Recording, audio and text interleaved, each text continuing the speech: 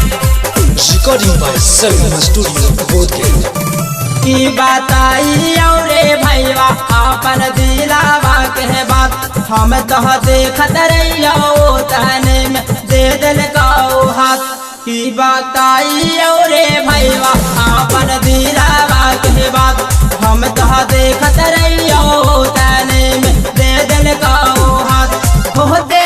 रहे जाई माल आके खाड़ हो गेला होते रहे जाई माल आके खाड़ हो गेला हमारा लहंगा हवाले छोड़ से प्यार हो गेला हमारा लहंगा हवाले छोड़ से प्यार हो गेला रे भैया प्यार हो गेला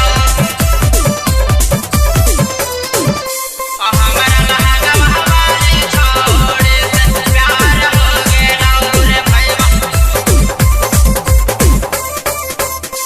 ललकी लहंगवा वाले दिलवा कैल कहो पागल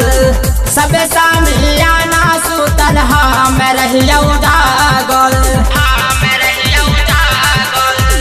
ललकी लहंगवा वाले दिलवा कैल कहो पागल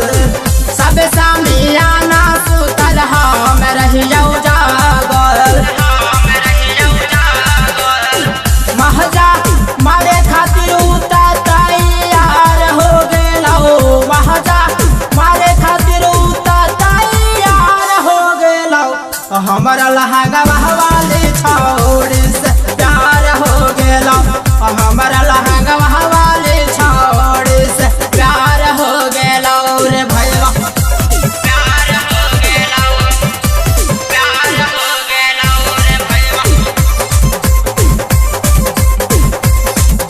हमारा लहंगा वाले छोड़ से सखी सहेलियों कर हमरा के बुलैला कहो देख लेल कहो भैया वो कर खूबे गरियला कहो